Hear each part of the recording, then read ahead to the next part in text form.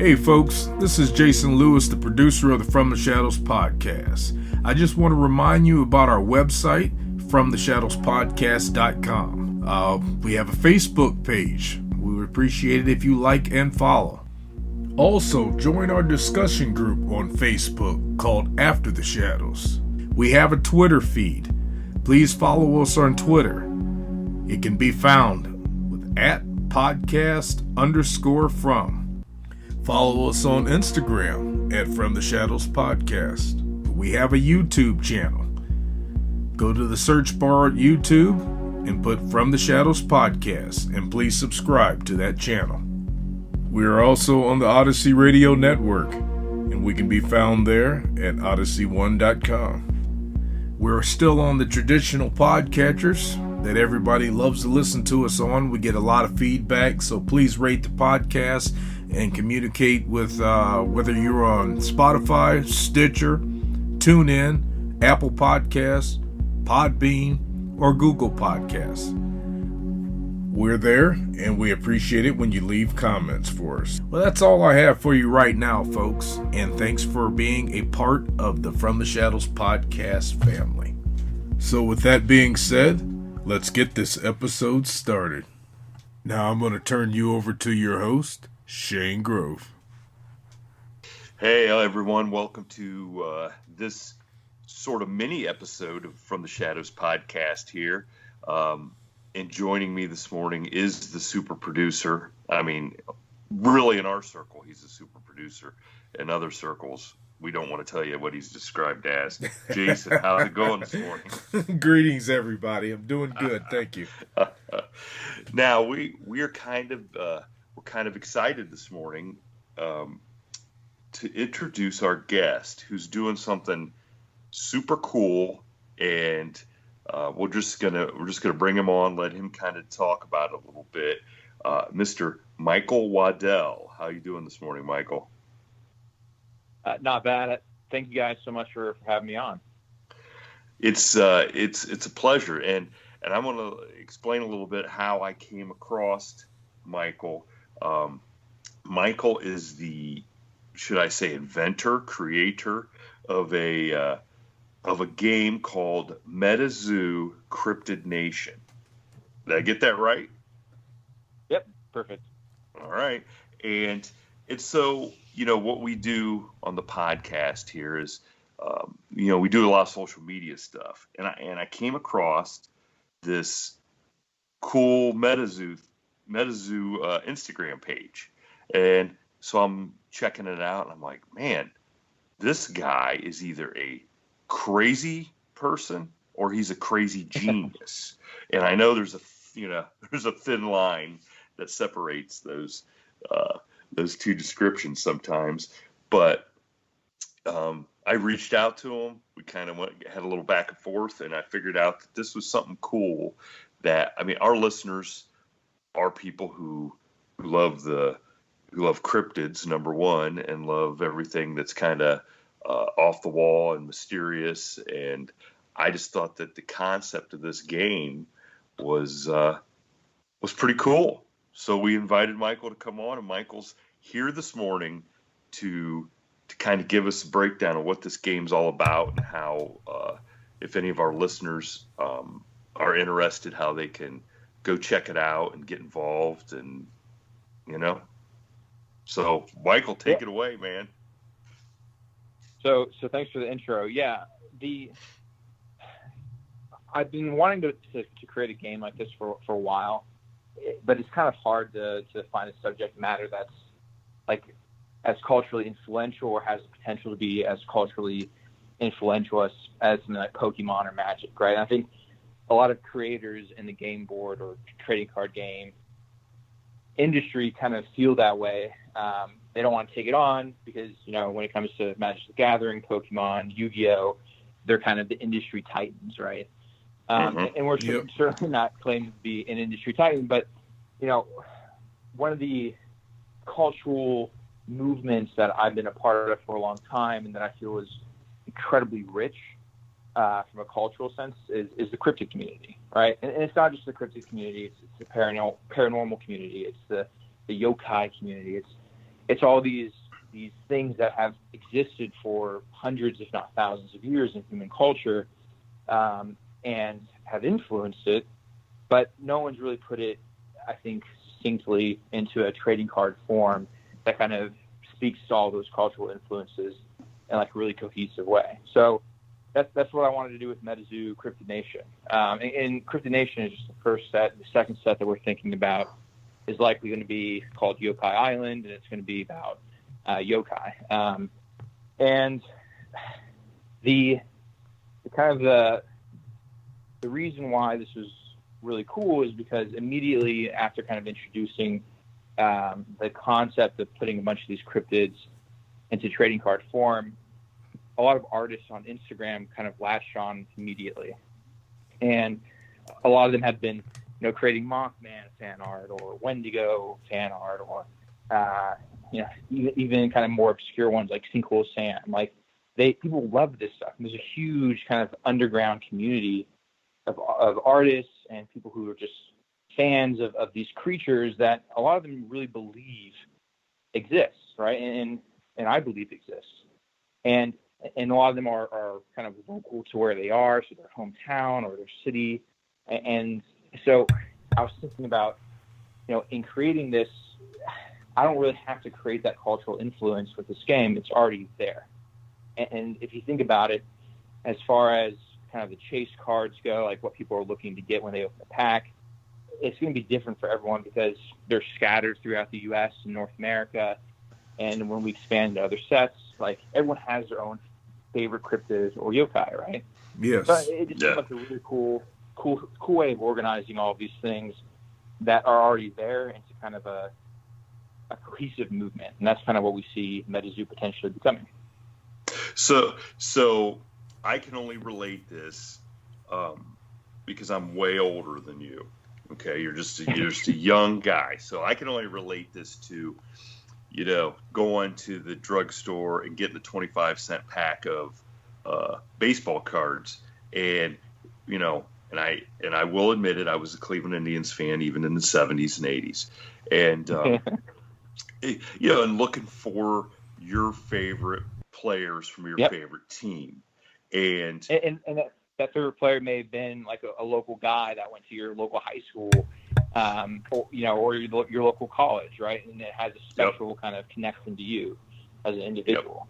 No, that's. I mean, you're exactly right. There's always, there's the local connection, but then on the broader spectrum, and I grew up being a huge sports card collector. Is you're trying to collect the whole set now. You're trying to collect stuff in these games for a different reason because you're going to, use these cards to interact with other players and play a game. Whereas, I was just trying to collect cards just because I wanted that sense of accomplishment that I wanted to, complete a set. And it's a challenge, either way, it seems like. And I got to admit, I'm totally ignorant to the Magic, the Pokemon stuff because, hey, look, like I said, I'm baseball, football, basketball guy when it came to cards. If I couldn't see somebody's batting average, I did. But I can relate, though, to this because, like you said, these cryptids, like since I was, the same age I was collecting cards, I was into Bigfoot, UFOs, the Loch Ness Monster, different cryptids that have been around, like you said, for hundreds, if not thousands of years. So now I can see these characters as real characters, like the Mothman and Dogman and stuff, whatever. So that's what really intrigues me about this card game is because I can wrap my head around the characters and the cards in the game and understand where you're coming from. Exactly, right. And that's, the collectability aspect of it is huge. The cultural connection is huge. But we know, or we knew going in, that we could have really cool art that kind of harkens back to the 1990s art style. That's very nostalgic for people my age, for millennials, right? But if the game doesn't play well, and if the kind of the game mechanics don't match up with expectations that collectors and TCG players have from the big three, then that's gonna suck, right? Like, we don't want people just collecting it for the art. We actually want people playing, and then we think that gameplay aspect is something that we innovate on as well. And I will tell you this: do you have like a Dogman card, or do you have like obviously a Bigfoot card, stuff like that? I mean, so we have like Ozark Howler, we have Dogman, we have Sasquatch, we have White Fang, we have I believe over 220 cryptids. And see, if you're lucky and you get those cards, you could possibly get an autograph from some of those cryptids if you are brave. Which is funny, is because one of the guys on our podcast, he goes by the name the Ozark Howler. So, so there you go. Yeah. Well, we're sending out sample cards to a bunch of people. The sign up is still active, so we have I think 10,000 sample cards coming from our printer, half of which are holographic. And the list is on our Instagram as well. So if you want some, sign up, and we'll just send you over some cool sample cards, including, by the way, Ozark Howler. So. Oh, that would be awesome. So awesome. Yeah. We could display that on the website and put it on After the Shadows. Everything. Yes. I'm really excited about this. Now to relate this to like how baseball cards and football cards went, when they started getting into where the big get in a pack of cards was like a jersey, a piece of jersey or a piece of bat or ball. Hey, how about if you got like a piece of fur from like the Dogman, or like a piece of wing from Mothman? Now that would be a sweet card. A few of them have already reached out, and we have representatives that deal with any sort of cryptid communication. So it's certainly possible. Like, a few of them are harder to get in contact with than others, but we're working on it. See, I think that's fantastic, because I'm strictly looking at it as from a collector's thing of, like you said, this is artwork. I mean, this is really cool stuff. And, even for somebody who may not be into playing the game, even though that's what you really want. I mean, there is a section of people who may not understand how to play the game, but can appreciate the artwork and appreciate the, finding their favorite cryptid and stuff like that too. I mean, it's go ahead. Sorry, go on. No, go ahead. Go ahead, Wood. And I will say, we have that very much in mind, right? So if you look at Pokemon, they took away the first edition stamps on cards after, I believe, 2002, 2003. We're going to have that again because it matters to collectors. On these sample cards, for instance, we have a special symbol on them that indicates that they're one of the sample cards. So, trust me, that's top of mind when we're creating these cards. That people will want to collect these, and they're going to want to collect all the different forms of them. And I'm just lucky that I kind of hold the keys of that kingdom. Because I'm never going to have a card that I can't collect, Yeah, that is so awesome. Cool. I am so stoked about this. What does that kind of power feel like? I mean, is it you could be honest here. Just say, look, it's exhilarating. You feel like, the whole world has to bow down. The whole cryptid world has to bow down to me. Come on. Well, it all depends on how much people buy into it, right?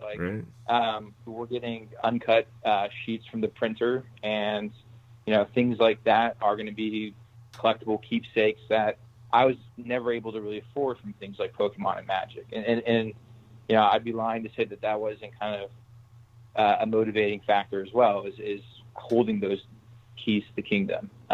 It feels great, but it's a huge responsibility too, right? I can't drop the ball. Because people are going to people will take this super, super serious, and the things that you the things that you may like look over a little bit, like, or maybe have forgotten.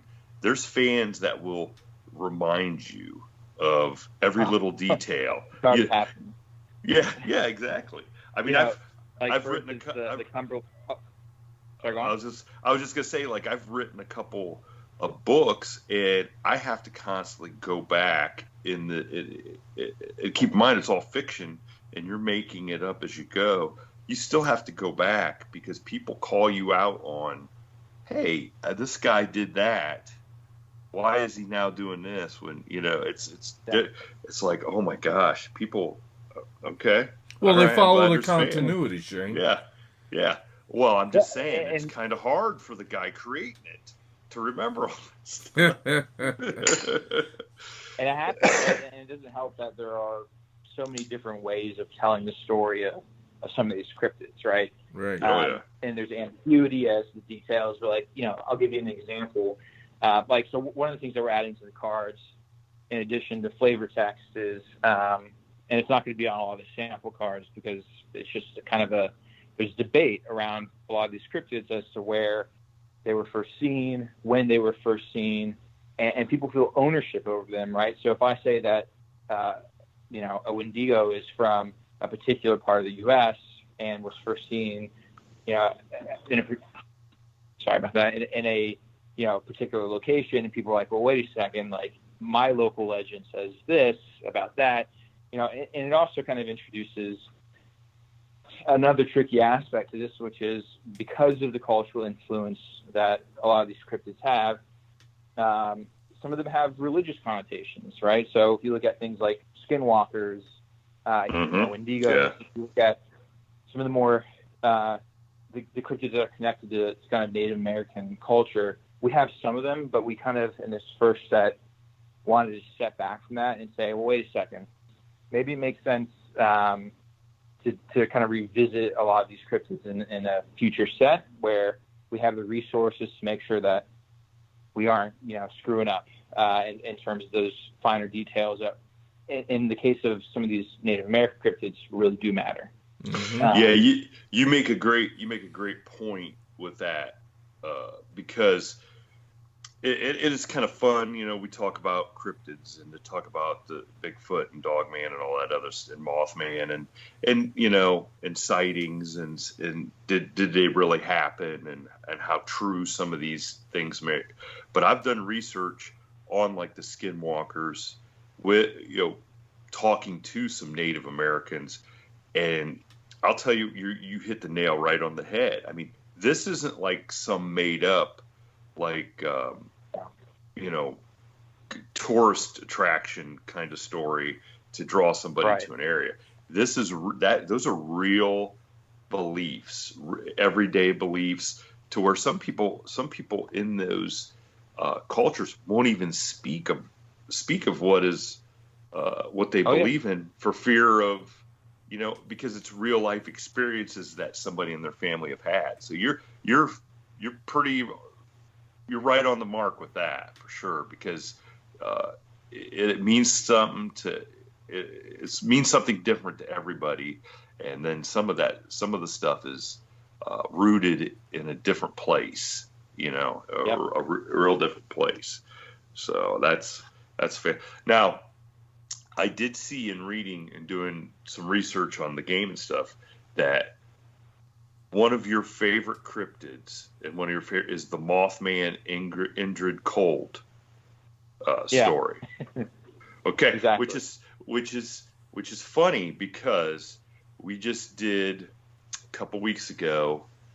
In fact, last week we aired the second part of our podcast interview with best-selling author Mark Muncy, who does like the eerie Florida, freaky Florida stuff, and he broke the news on the basically the story of a new connection to Indrid Cold that in Florida tied to the Mothman case in Ohio.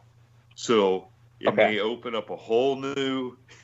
They're doing a book. They're actually doing a book that was supposed to be out next month but it got pushed back because of the COVID stuff, and they're doing more research. But it blew our minds on the whole Indrid Cold story and his in that connection to the government and the UFO activity from the 1950s. You know, it was mind blowing. Let's just say that. So it's interesting how even a story from that long ago is new things are being found out about. You know. Oh, and you know, there are active sightings going on that people report on. Like, apparently there's a lot of what people believe to be Mothman activity around, like, the Chicago airport, for instance, in the past 2-3 months. And so, you know, I believe that these stories are still developing. And, you know, so I'm going to look up what you just mentioned and see if I can find new information about that connection, because, like, we're trying to tie the game to kind of a story that connects all of these things. And we actually want to release it as a graphic novel. So, yeah, that's going to be nice. Data that we have, very nice. That's that is definitely that's cool. I like the way you're thinking. You know, it's pretty good for a young kid. It's pretty good for a young kid. Well, you know, to be honest. Well, I will say I'm not a young kid. I just turned 31 this week. So. Oh my gosh, are you okay, man? No, I'm dealing with it. Did you get your handicap sticker for your car? I mean, come on. Yeah. I'm excited for discounts at movie theaters now that I have to sit close to the screen to actually see things. Buckeye card. Well, he's in New York City. I'm not sure what. They might have a similar program in New York. Yeah, in Ohio it's the Golden Buckeye. Yeah, card. Golden Buckeye, not Ohio Buckeye card. Yeah. So sorry, go on. So we love hearing your enthusiasm and all the work that because we can relate. This is a lot of work that you've put into this. So how long has, from your initial concept, an idea, to where you're at now, where it sounds like you're pretty close to launching the game? Yeah, so so we have the funding on Kickstarter. So Kickstarter is fully funded, by the way. We actually hit our 3rd stretch goal last night. But we also have funding externally that will allow us to create a print run of around, 5,000 booster boxes, right? We have distributors that are putting in pre-orders. So, this is going to happen. And we're thinking that the release that will be distributed to local game stores is going to be around Halloween, is the hope. Oh, that is awesome. Perfect timing. Exactly. And we're hoping honestly before Halloween, but we have to talk to our printers and we have to really get the distribution network set up. But honestly, the sooner the better with this, right? Yes. We've been working on this, or I've been working on this personally for about 2 years, and the art has really ramped up since January, right? That's when I started actually contacting these artists, or the artists that have been talking to me about the concept. We finally kind of pulled the trigger and started actually creating the art. The gameplay ideas have been percolating for the past 2 years, and I've been writing them down. I probably have hundreds of pages of notes, kind of like, all right, well, this cryptid has this kind of backstory. What kind of functionality or game mechanic can relate to that? Right? Yes, right. And so that's kind of the cool thing about the cards too, which is we try to match their gameplay mechanic as closely to their story as possible, right? So, Mothman, if you are able to guess a card in your opponent's hand that isn't an energy card, then a lot of bad stuff happens to them, right? So that kind of like sightseeing or seeing into the future kind of belief that people thought Mothman has, right, or think Mothman has, like that's baked into his core mechanic. We have a lot of fearsome critters, which have a lot of really cool or fun mechanics that are like rubber related, or the hide behind, for instance, is a trap card. Like all that kind of took time to process and make sure that, all right, well, we have a lot of cool effects associated with these cryptids. Now, how do we make a cohesive game out of it? Right. Where that was one of the questions that I had about that for you. But you just pretty much answered it. I was like, what type of team did you have to kind of meld these game mechanics into the cards so that you had a functional game and went along one of the established systems of the big three, which you had a combination? I think this is going to be awesome. I really do. And so I appreciate that. And you'd be surprised how many people are vehemently against like any other trading card game other than the big three. They just immediately hate it, right? Yeah, they do. The people that we do get to sit down and like actually describe, like one of our main things is that like these cryptids are real, and so it makes sense that the real world should affect some of the gameplay, right? So we have fourth wall effects that kind of come in. So if you have a cryptid that is water based, and it's raining outside, or you're near a lake, or you're near a river, and it's a lake cryptid or river cryptid, like those spells and those cryptids will get boosts in power, right? If you're playing Mothman or Injured Cold at night, they get a boost in power. Like, and it just makes sense to have these fourth wall, kind of like breaking the fourth wall, these meta mechanics interact in the game that deals with creatures that we believe to be very real and kind of present in our world. Oh, absolutely.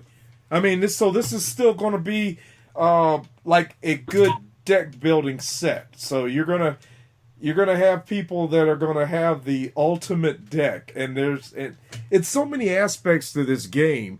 Now, Shane was discussing from a collector's point of view, a card collector's point of view, which a person like that could actually turn into a gamer as a result of this. Yep. I mean, that's something that he didn't touch upon, but... You know what, Michael? I see Jason's angle here, because he's going to try to talk me into being a gamer. Absolutely. And then try to steal all my money in the process. Oh, no. I understand. This is not about money. Listen, I am not playing strip MetaZoo Cryptid Nation. I'm just letting you know that. Jerry just sent me a text. He's been trying to get me to kind of break you into the ideal gently. Well, I will say that the Fresno Nightcrawler you can't play while wearing pants. Now, I'm not saying that you have to be... The Fresno Nightcrawler. Fresno Nightcrawler. I'm saying. Yeah. Ironically, that was, I believe, Jason's college nickname. Fresno Nightcrawler. Yeah, only whispered in dark corners, though. Only seen in the shadows. But that's a good point, though, right? Like, because the mechanics are connected to the backstory of the cryptids, like, it's going to be impossible for a collector to, like, not start learning about the game, right? Like, I can buy Pokemon or Magic and just appreciate the art and move on, but, like, the moment, and kind of the text associated with the mechanics aren't really meaningful. But if I'm buying Fresno Nightcrawler because I love Fresno Nightcrawler's backstory, and I read that I can't play when wearing pants. Like, come on, that's a funny. Like, what else is there to this game? And I think it'll draw people in. Oh, it will. Yeah, that's my thought too. Well, I'm interested in from the aspect of just. I mean, how many different cryptids do you have in this first run? Did you say 200? 200, so yes.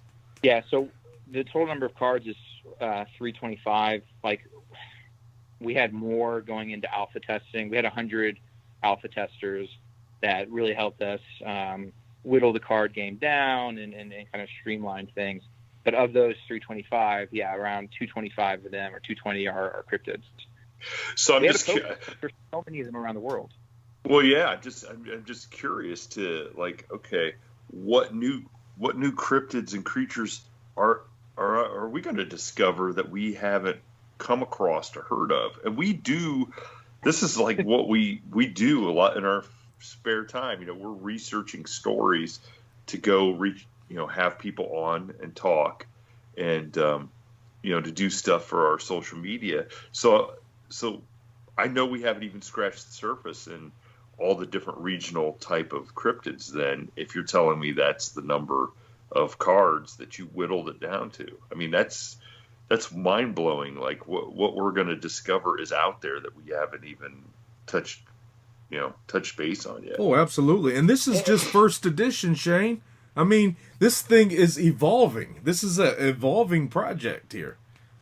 Listen, I can't get past that you can't wear pants while playing as the president. Okay. You can't wear shorts. We're not saying that you can't be wearing nothing, but the let me wrap my head around that. Okay. Look, I'm just used to looking at. I'm just used to looking at the back of a card and seeing how many doubles the guy had the year before. Not that you can't wear pants, okay? Never. This game is, look at it from the educational point of view. Somebody that's new to cryptids, they got their favorite cryptid, but they get involved in this, and then that's going to turn them on to other cultures, and they're going to learn about other cryptids, and it's just going to further the cause in general. well, Michael. I believe so.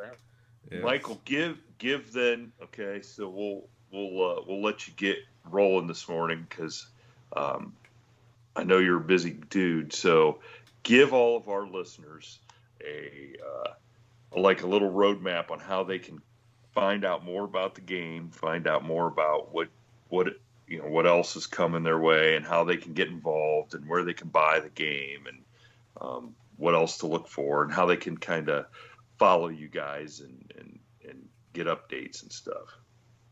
For sure. So, like, honestly, the best way is to go to follow us on Instagram, right? Because that's kind of like the portal or the focal point of all this information.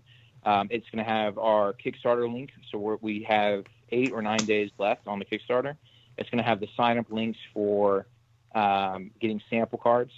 And moving forward, I would really suggest, if you are interested in cryptids and MetaZoo as like a game, get in right now at the Kickstarter level, because the prices are ridiculous, right? Like for 36 packs, 11 cards per pack, you can get a booster box for $50, right? You compare that to something like Pokemon or Magic, and that same booster box is going to cost you over 100 likely, right? Mm-hmm. So like these discounts are amazing. And then moving forward, like we are working with some of the main distributors in the U.S. like Magazine Exchange, and hopefully they will distribute this to hundreds, if not thousands of local game stores. And so following the Kickstarter, there will be a pre-order that you can do online, but like MetaZoo is going to be out there. But you can follow us on our Instagram, which is MetaZoo, one word,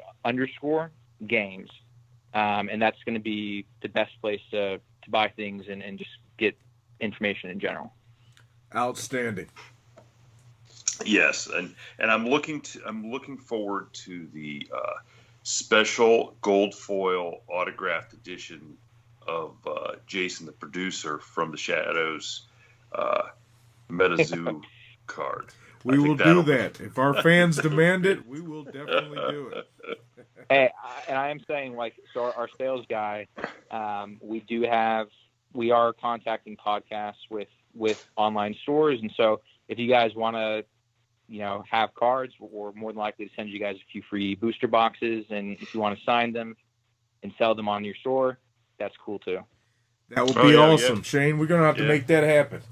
Well, we have an online store, so we'll definitely look into that, because I think this would be something cool that our listeners will want to check out now that they've heard all about the game and stuff. So you can sign the Fresno Nightcrawler card. A character card. Hey, listen, will there be an action shot of Jerry playing the game with no pants? Exactly. Now, Jerry would do that. Yeah. Well, yeah. Unfortunately, Jerry would do that. So. Well, guys, thank you so much for having me on. I really appreciate it. It's been a really fun talk. It's always fun talking to people who are really passionate about this stuff. It's going to make the community great.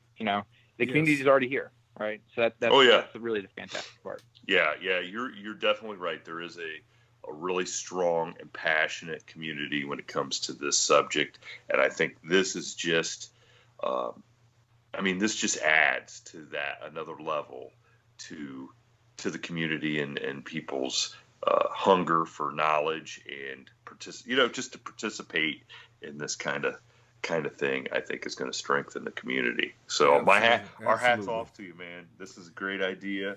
I love to see somebody take an idea and make it work.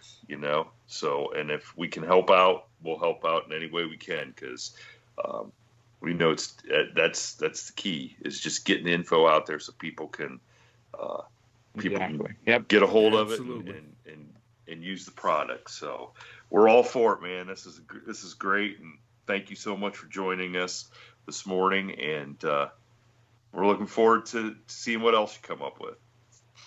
Awesome. Well, thanks, guys, again, and enjoy the weekend. Yep, thank you. You do the same, Michael. Yep, bye. All right, see you guys. Bye. Now, that's some very exciting stuff, folks. We're going to keep this moving forward with the second part of this special edition episode featuring the Ghost Sisters. Hey, and welcome everyone to the super late night edition of From the Shadows podcast tonight. I'm joined with the super producer, Jason. What's happening, Jason? Greetings. I'm recovering. You're recovering? And for everybody that senses the sarcasm in our voices, Jason had a rough night at work tonight before he got on here, and we won't go into details, but let's just say Jason is blushing. Yeah, it's not good. It's not good at all. Sometimes you see things that just don't need to be seen. Don't need to be seen. We'll just leave it at that. Those are the things that should stay in the shadows. Yes, they should stay in the shadows, and we will make it a point to leave them there too. Okay. Might be a case of TMI. Oh, yes. Jeez. Well, that soft voice that our loyal listeners are hearing, you guys may recognize. That is Chastity from the Ghost Sisters. Chastity, can you say hi again? Sweet talk to the audience. Okay, there you go. Hello. And she's joined by her sister, not only in ghost hunting, but in real life, Mandy. You there, Mandy? Hi, everyone. I think Mandy's probably ready to hang up. She's ashamed of all the conversation that was going on before she got introduced. So. No, I'm just trying to keep it together from laughing so hard. Oh, jeez. Okay. So let's get into it. The reason we are having our two favorite ghost sisters back on the show is we recently did an episode with a mutual friend of ours, Rick, the caretaker at the Shinto Shrine.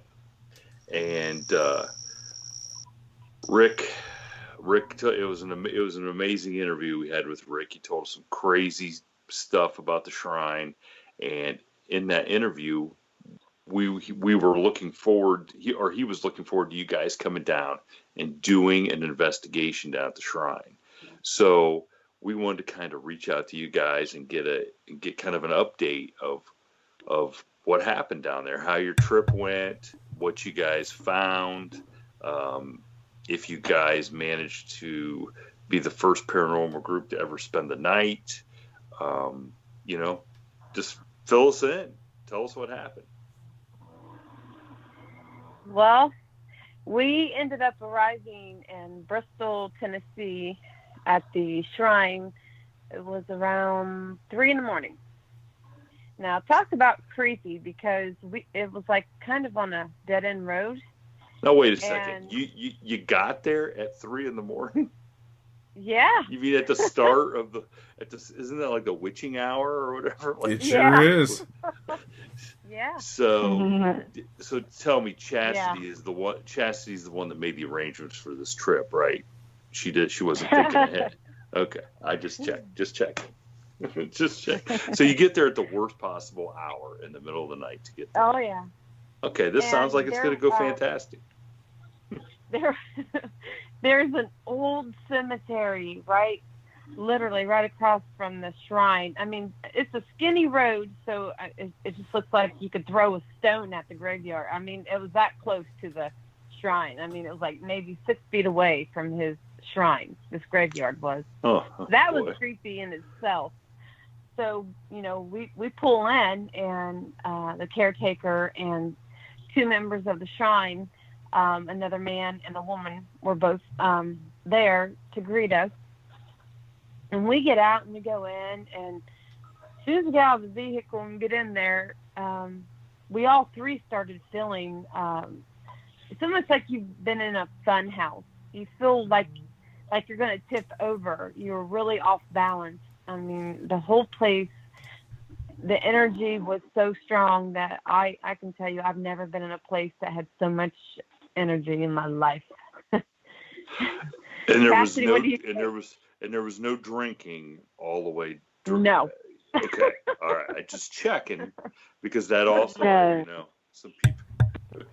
Okay. How did we are angels. We don't drink. Okay, we'll stop the interview right now because now wait a second, Jason. What are we on? I like wine. Don't let her lie to you.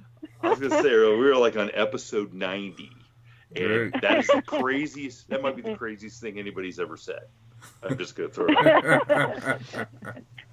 Okay, so you guys pleading the fifth. Oh boy, I think you're drinking the fifth, not pleading. Yeah, you're drinking the fifth. I love it. Okay.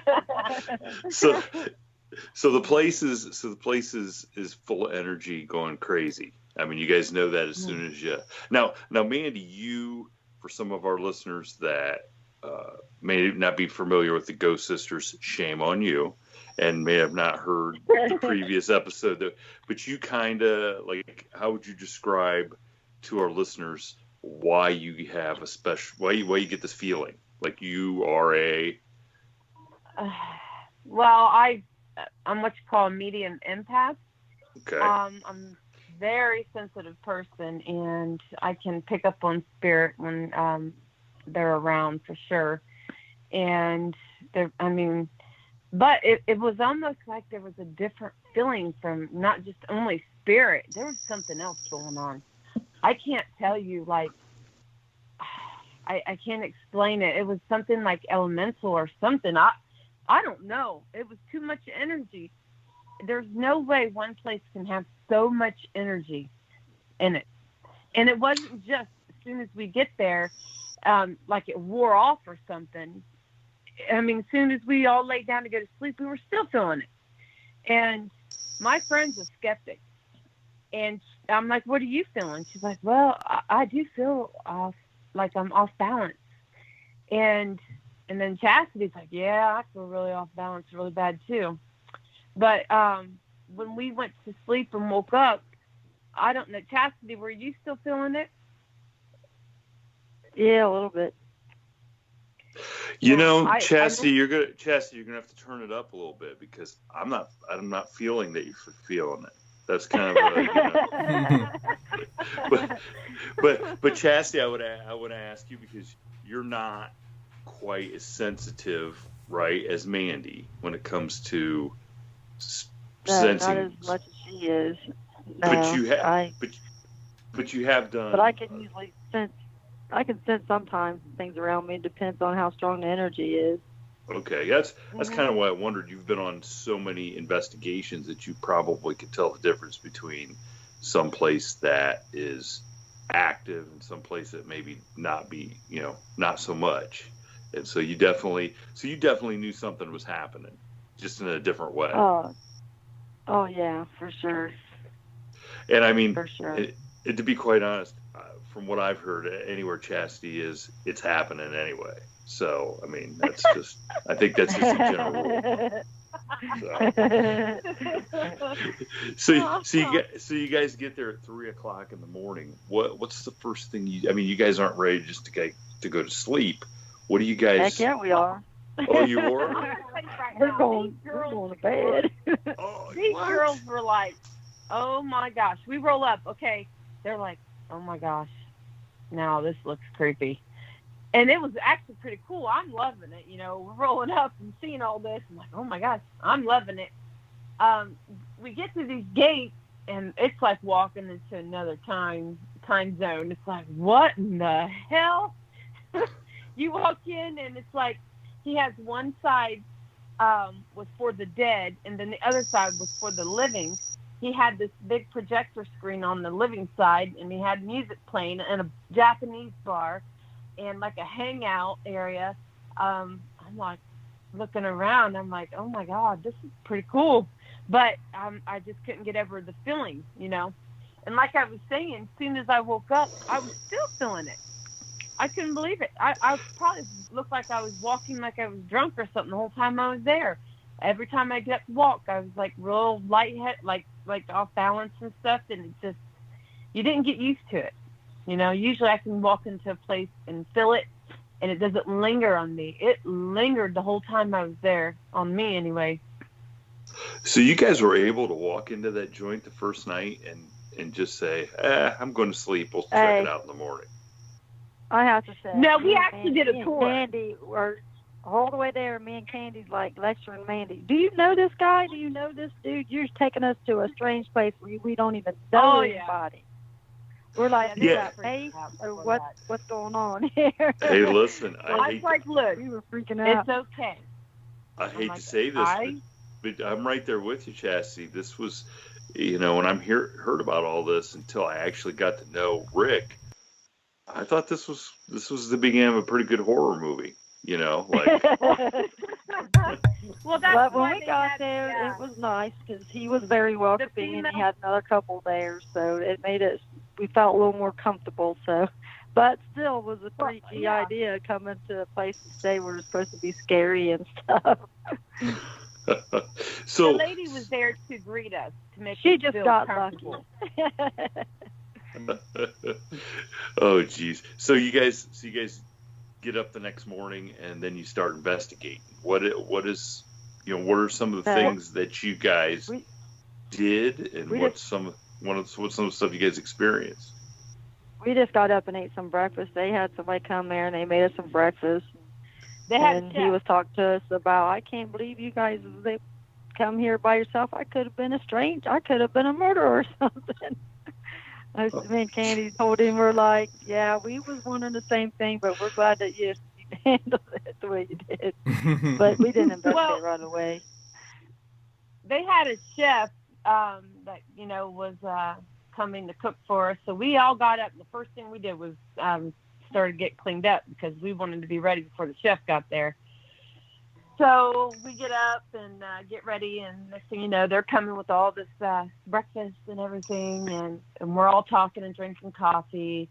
And after that, we just hung out with the chef and his wife and talking to everyone. He didn't give us a tour of the whole place when we first got there. He just showed us where the dragon table was and the cave. And then he took us upstairs and showed us our room and a couple other areas. And so that's what he did the first night. It was the next night after we got done eating and hanging out with everyone. And he went and gave us a tour of the place. And then us girls went live and did a tour on our own of the place and waited till later to do the investigation. We spent more time trying to get our equipment ready and trying to figure it out more than anything all day because we got new equipment, so we were trying to figure it out and learn it.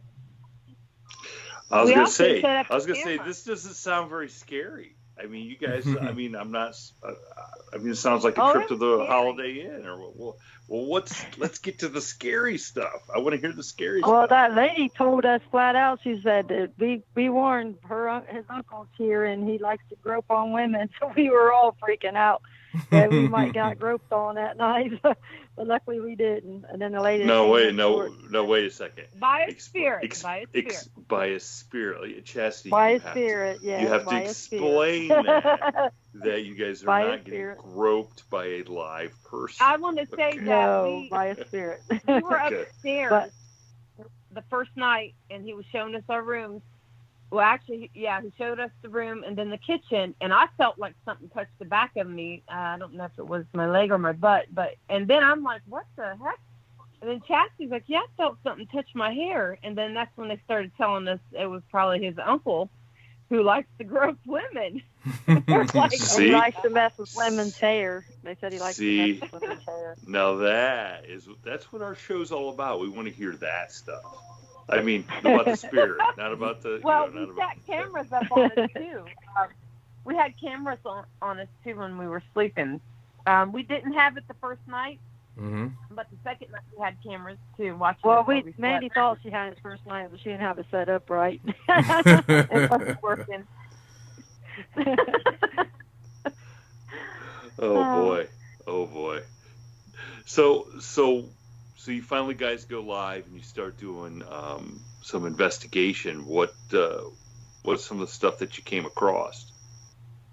Well, the first thing we ended up doing was the witch box. We ended up bringing the witch box into where the dragon table was.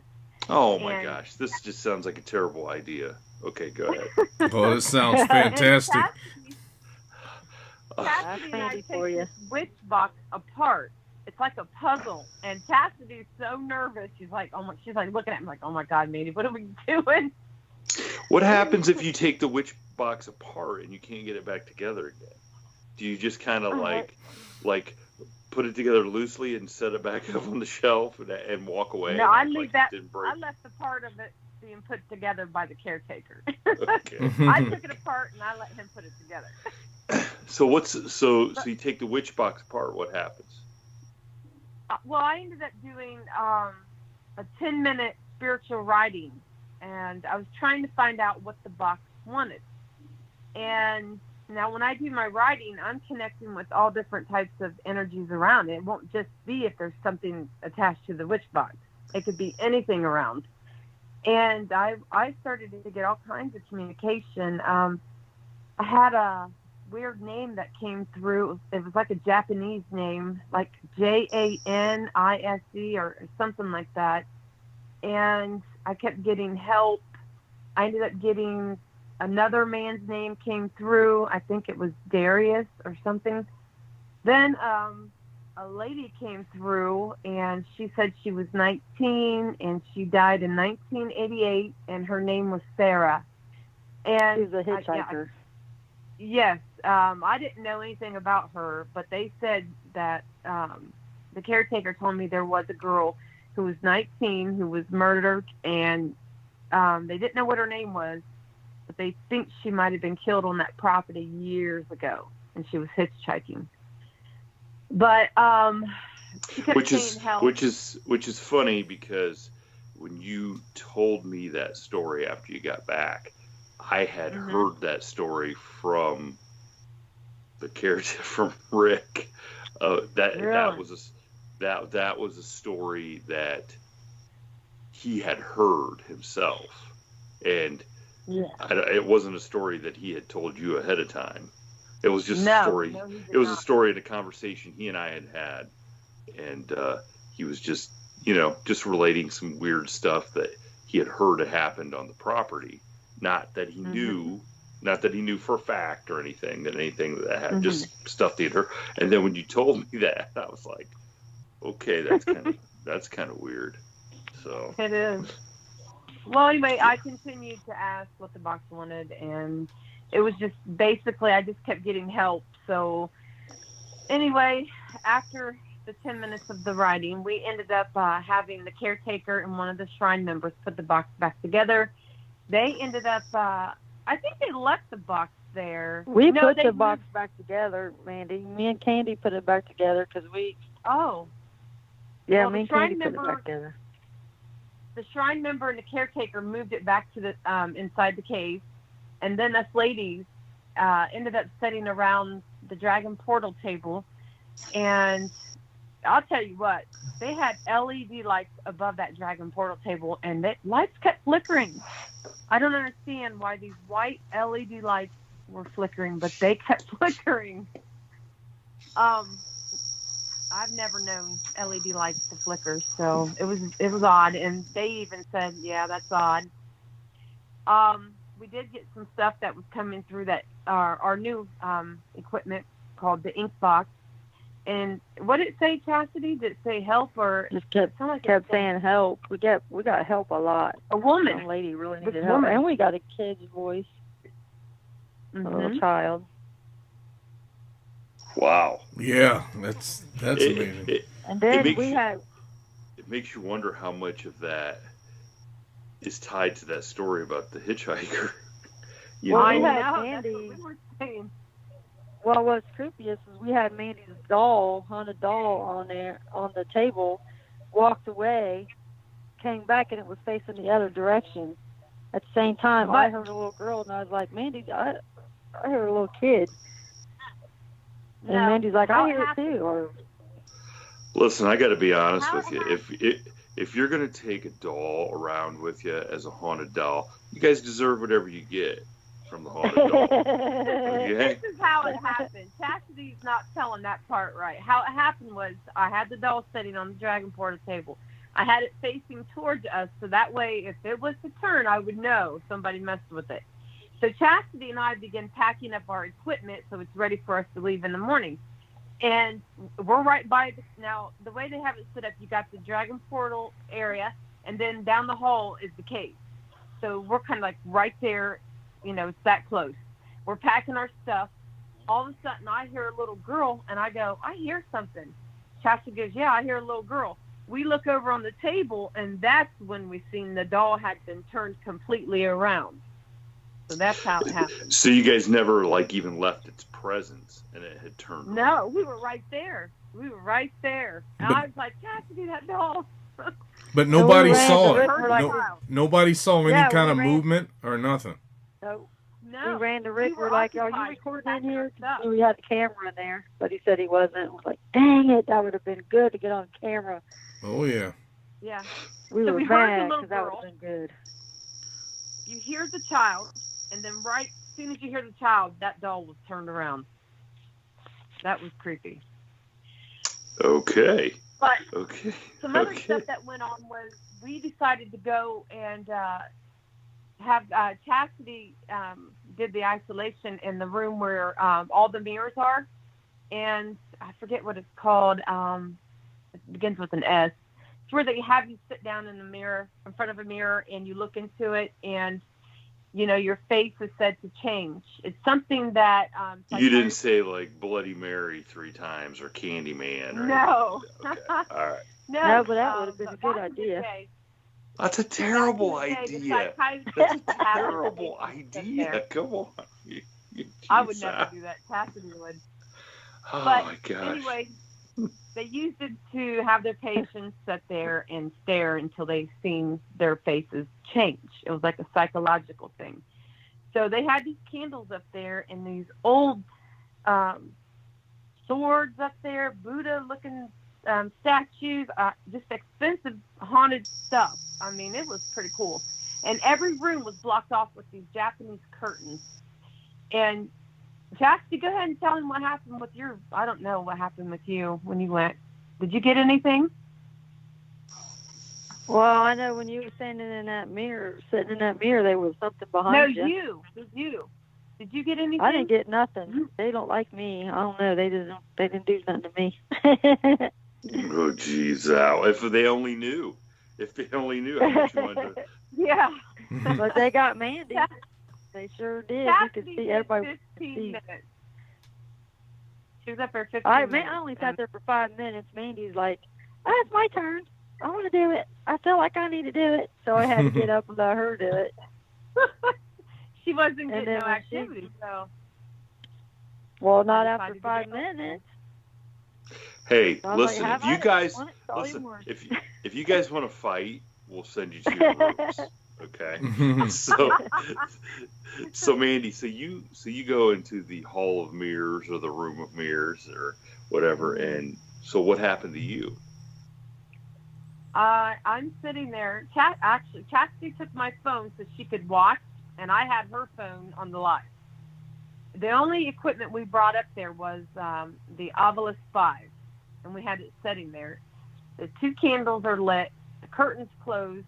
Those guys go downstairs to leave me alone up there, and they are down in the portal where the portal table is. So I'm completely alone, and I'm just sitting there. This is starting to sound like Jason's night at work, by the way, except maybe they didn't have candlelight. But go ahead. Well, anyway, I'm sitting there, and it was weird. It was a very weird experience because the longer you stared, it did look like your face is changing. It did look like I was getting dark shadows on my face, kind of like that 5 o'clock shadow you men get when you don't shave, you know. Mm-hmm. Yeah, mine's more like at 2:30 in the afternoon. But go ahead. Yeah, it's all right. Well, anyway, the Ovilus starts going off, and it's saying unknown. I think it said sister and something else. But anyway, I did catch like a shadow out of the corner of my eye, and I say it on the live feed. I said, I think I've seen a shadow. And I just continue on looking in the mirror. And I tell the viewers, I said, if you guys see anything, let me know. And all of a sudden, no one's seeing anything, and I'm just staring. Then all of a sudden, these people watching are like, there's something behind you. It's a black shadow going back and forth. And I'm like, what? I don't see anything. And they just keep saying there's something behind you. And then my sister, God love her, she gets on the phone and messages on the live feed. She says, Mandy, get out of there. And I'm like, what? I said, like, Chastity, quit messing around trying to do this isolation.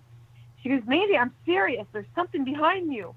And at that point, fear set in. I'm like, oh, my gosh, she's not joking. There is something. Because it was almost like the atmosphere changed. I was feeling comfortable, and I was kind of like in a deep meditation, like just staring. And I was doing okay. And then Chastity and everyone started seeing the shadows. And it was like fear set in. And I'm like, get up here and get me now. She gets Everybody's up there. Like, Chastity, go get your sister. Yeah, they were all seeing the shadow figure, but I couldn't see it. Wow. And so that happened. It was really scary. I won't lie. No. So Mandy, so tell me about the cave. Did you guys go down in the cave too? Was there something? Yes, we were. Yeah. We get down in the cave and we set up the doll next to the. Oh gosh, the doll again? So you're taking the doll around with you? Like, Chastity, didn't he say there was a doll that laughed or something in the closet there they had in the cave? I think so. I know that doll room they had was spooky. It was spooky. We didn't even go in there. Yeah. We should have locked you in there, Mandy. Next time we go, we're locking you in there. But you guys are the ones carrying it.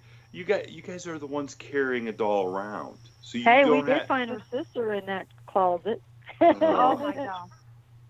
You know what's going to happen is a spirit's going to jump into that doll that you got, and then you're going to wish you had just left That's it what at I told home. her. Sounds like there's a spirit already in that doll.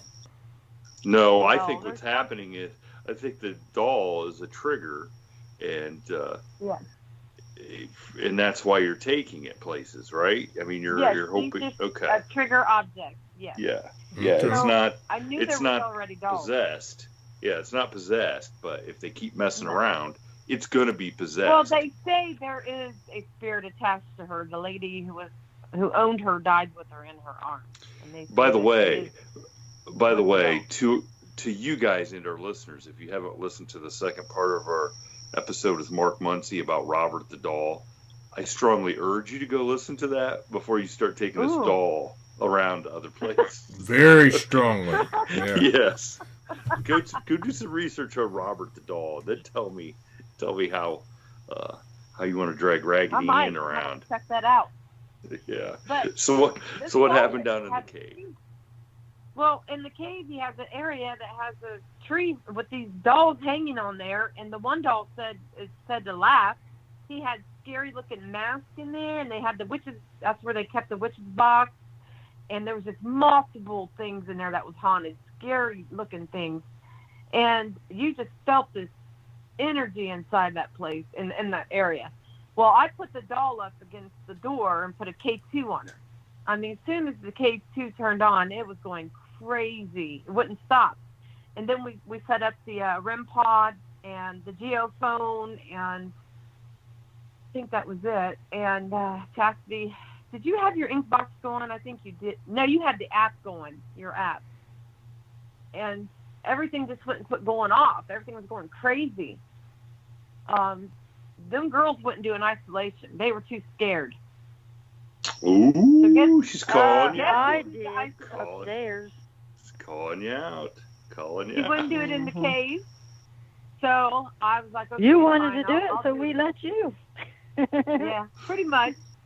But I asked the girls to do it, and they weren't feeling it. They was like, nope. So they ended up leaving me, and Chastity left her app running while I was in the cave, and I was asking if anyone was in there with me, and I heard this man come through, and he goes, plain as day, you hear this man. He goes, yes. It was freaky. And then I we did the asked mist spray. Well, but I asked when I was doing my isolation if they would set everything off, go to each device and set it off. Oh my gosh, I got what I asked for because everything went crazy. The geophone was in front of me, and something was just pacing right there in front of me. I could feel the energy just going right by. And all of a sudden, I look at this geophone, and it picks up on movement and temperature change. The red and blue lights were going crazy. That thing was chirping. I look at the numbers. It was 423. They dropped down to 416. And I'm like, oh, my gosh. And it just started, building, the intent just kept building and building. And I probably lasted maybe 8 minutes in the cave, and then I couldn't do it no more because it was that strong. It was like I was just being I wouldn't say 8 minutes, maybe 2. Oh. No, it was longer. It was longer because when we left you alone, we went to get the mist spray, and then we came back and then we sprayed. Well, I watched the video, and it was longer than 2 minutes. But anyway, I was listening to everything that was coming through, and it was creepy, really creepy. And they ended up coming back, and we did the spray right where I was, right where the geophone was, because that's where it felt like something just kept moving right there. Mm-hmm. And we captured this really scary looking thing. Them guys were, the caretaker and the shrine member was saying it looked like a wolf. They called it the wolf man or dog man or something. Oh boy. Okay. Oh boy. Yeah. To me, it looked like it had a pointy head, pointy ears, and you could see a nose, the mouth, and yellow eyes. And I'm not kidding you guys. I seen that, and it freaked me out. It was freaky. Well, so it looked like an Anubis. Yes, it was blue too. The weird thing was it looked blue. Well, the first thing I'd like to point out is Chastity, whether she stayed in there for 2 minutes or 8 minutes, that was way longer than you ever stayed in there. I was just trying to say it wasn't 8 minutes. That's all I was trying to get at. I think you're splitting hairs of the dog man himself. It was definitely definitely longer than 2 minutes. I can tell you that. Holy moly! Well, so yeah.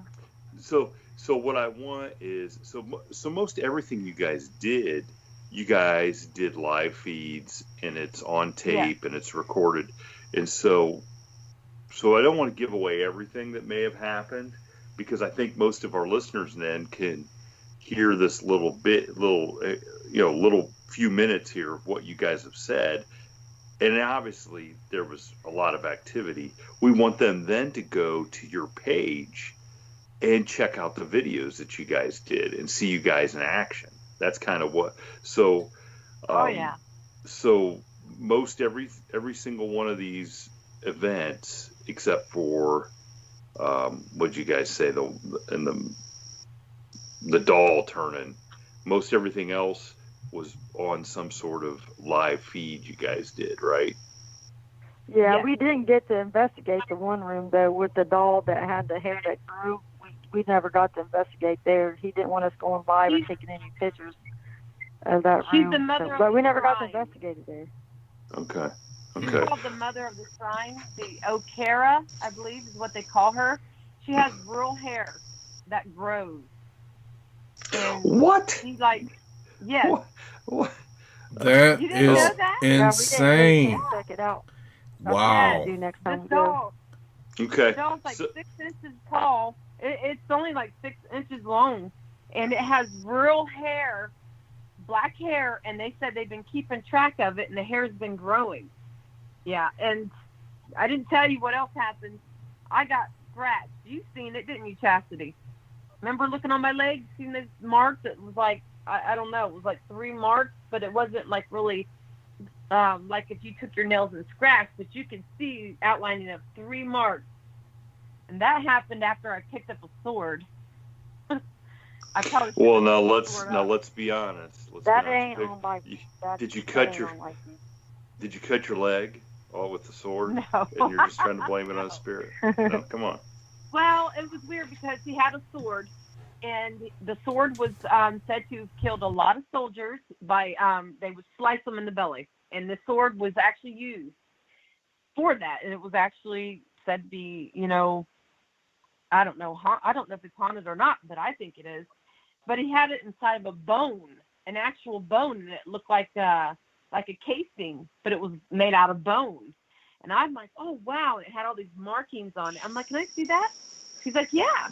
I pick it up and take it out, and I'm looking at it, and like, oh wow, that's awesome. I put it back together, and I hand it to him, and then all of a sudden I felt something on my leg like a sting, and I'm like, I didn't know what it was. At first I thought a bee might have got me or something, and I'm like, what is that? And I kind of take and brush my leg, and I'm like, what the heck? And I look, and I'm like, you guys, I think I'm scratched. And I look, and there's like 3 marks, and we didn't take pictures up there because he doesn't allow it in his room up there in those areas. But I didn't frown on it or anything, but we just continued on, and when we went back downstairs, we didn't take no pictures or anything like that. We just continued on. To your question, we are the only ones that spent the whole weekend there. Nobody else has been able to spend the night there, that he said. One lady got up at 4 o'clock in the morning and left. Didn't even say a word. She just packed up and left. At 4 in the morning. I guess men haven't been able to stay there either. There's been men that couldn't even do it. Well, that means one of two things. You guys are either the toughest ghost investigators around, or you're just crazy. I mean, it's one of the two things. So, well, that's probably a good combination. So as we wrap this up, then, so Chastity, haunted or not haunted? Oh yeah, by far. We need to go back and do it again and get some other stuff. We need to do it again. See, now I just wanted a yes or no, because now you've already answered the second question I was going to ask. Do I need to give you notes so we can? So, and I think Mandy, you obviously. Yeah, I think so. Mandy, you obviously experienced enough stuff that you definitely believe this place is active with spirits of some sort. Oh yeah, yes, for sure. I will tell you that this is the most creepiest haunted place we've ever went. The most haunted place that I've ever investigated ever, and we've been to a lot of places. Yeah, it wasn't that long ago. You guys went to Waverly Hills, right? Yeah. Yeah, we didn't really get a whole lot at that. I don't think it was. Oh, that's. I wasn't. You guys are like, Waverly Hills, that's nothing. No, so you guys are definitely gonna make a return trip then and see what else you can find. Oh, more than one. Yeah, he's invited us, said we can come there whenever we want. We are now considered Listen, Mandy. Shrine and like a member of Shrine. Mandy, I hate to break it to you, Mandy. He invited me and Jason too, but that doesn't mean we're going. Oh, I know. It doesn't mean and we're I going. heard that y'all wouldn't go. I heard y'all wouldn't Are go. you too scared to go? Well, absolutely. we just can't get away long enough to do it. Yeah. Yeah. There you go. Tell it how you want it. Yeah. Your I would story, like to tell it say. how you want it. I'd like to say we're too smart to go down there. I mean, look, why do I want to torture myself? I mean, I know my limitations. I'm not going to be, See, you'd be perfect because they would feed off your fear and we would get some really good evidence. Well, it's not that I'm scared. Listen, it's not that I'm scared. It's that I don't really have any interest in having something try to scare me. You know what I'm saying? I just sure. Ain't that the whole point of investigating? and that's why we enjoy talking to you guys that go do it, because that's why we do it, Cass. Yeah, so that's why you guys tell them all do about it. That's right. So tell everybody listening how they can go watch the videos, where they can go watch them, and check out firsthand you guys' experiences down at the Shinto Shrine. Go Sisters Facebook page. Okay, one at a time. Mandy, go tell them where they can go see, and then Chastity, you can chime in. So let's do this again. Where can they go see you guys' videos of your investigation down at the Shinto Shrine? You can go check us out on Facebook at Ghost Sisters and see all of our live videos and pictures. Chastity, anything you want to add? Nope. Oh, geez, now that about sums it up then, huh? So I encourage all of our listeners who have not checked out the Ghost Sisters. They might be a little modest, but they are blowing up. They are becoming some of the most well-known paranormal investigators, not only on Facebook but through other avenues. I don't know what we're all at liberty to talk about how big they're blowing up, but maybe we'll save that later on when some stuff becomes concrete. But get in on the ground floor now at the Ghost Sisters, because someday they're going to be huge. Like, I'm talking T-shirts that you see in stores, not that you're just ordering off of their Facebook page. There's going to be Ghost Sister merchandise everywhere you look. There's going to be Ghost Sister multimedia platforms. They're going to be all over the place. You're going to be sick of seeing and hearing about them, I think, pretty soon. So go. Why, thank you. I know. Is that kind of a compliment that you're going to get sick of seeing and hearing about you guys? I don't know. That's a real compliment. Yes. That's a real compliment. Yeah. Yes, but, thank you. But yeah, you guys have. It's amazing to see how much you guys have really blown up. I mean, there's no other way to say it since the first time we had you guys on the show. Shane? You know what, Shane? I had on my live feed today on Facebook that popped up was Chastity and I did our first investigation ever before we even made Ghost Sisters. We went August 16th. No, it was in August 2016. We went to the Mansfield prison, and I had those videos popping up in my live feed, and it was 4 years ago. But we didn't create the page until October, which I shared it. will be 3 years. Yeah. So think about where you guys have come in 3 or 4 years. So yeah, I mean, I think it's going to be awesome to see how far you guys will have gone in another 3 or 4 years. I mean, we probably won't even be able to get you back on the podcast. But you'll be too busy. We'll take it while. So I encourage everybody go check these guys out on their Facebook page. Check out the videos; they're really cool.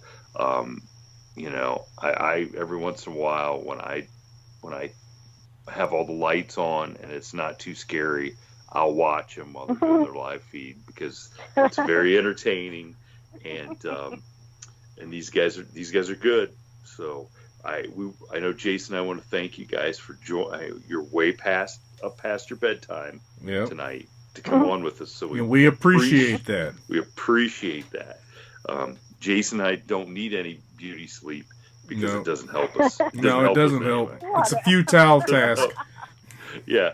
But yeah, we appreciate you guys joining us tonight and sharing some of what happened. And, you know, we encourage everybody to go check you guys out on Facebook, give you some love, and check out those videos. And you guys will be hooked. The Ghost Sisters are the real deal. Absolutely. So thanks, Mandy and Chastity, for joining us tonight. And sorry we kept you up so late. Oh, all good. Well, we look forward to you coming back on again and keeping us updated on everything that's coming your way here in the near future. Yeah. Yeah, Exactly. A lot more to come. Oh, yeah. All right.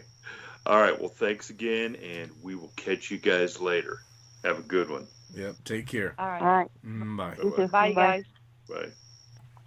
Thank you for tuning in to this week's episode of the From the Shadows podcast. Until next time, never shy away from the darkness or what may be lurking in the shadows. We are out.